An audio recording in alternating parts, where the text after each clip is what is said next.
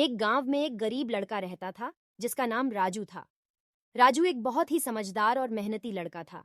उसकी माता पिता बहुत ही गरीब थे और रोजी रोटी कमाने के लिए राजू को अपने घर से दूसरे गांव में जूते बनाने की दुकान पर काम करना पड़ता था।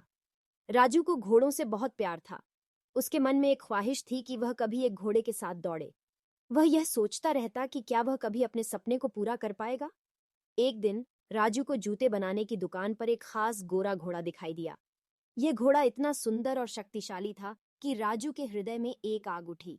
वह उस घोड़े के पास गया और उसके मालिक से बोला, क्या मैं इस घोड़े के साथ दौड़ सकता हूँ?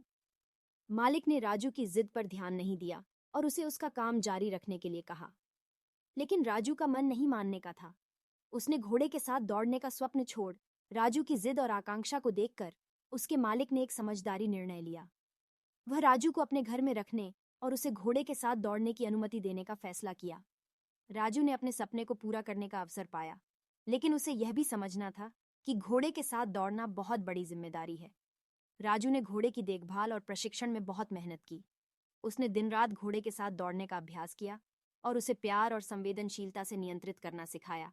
धीरे धीरे राजू और उसका घोड़ा अपने प्रदर्शन में सुधार करते गए। उन्होंने स्थानीय दौड़ प्रतियोगिताओं में हिस्सा लिया और कई पुरस्कार जीते। राजू का जुनून, संयम और संघर्ष के साथ वह अपने गांव के लोगों के लिए गर्व का स्रोत बन गया। एक दिन राजू को अपने घोड़े को एक बहुत ही खतरनाक चुनौती का सामना करना पड़ा। वह अगले दिन होने वाली रात्रि के दौरान राजू और उसका घोड़ा सबसे मुश्किल और खतरनाक दौड़ में हिस्सा लेने के लिए चुने गए।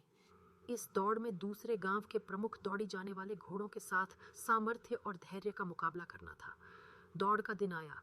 सभी लोगों की आंखों का ताला खुल गया। घोड़े की दौड़ शुरू हुई और उनकी स्पीड और सामर्थ्य देखकर लोग चकित रह गए। राजू और उसका घोड़ा ने बहुत मेहनत की और कठिनाइयों का सामना किया।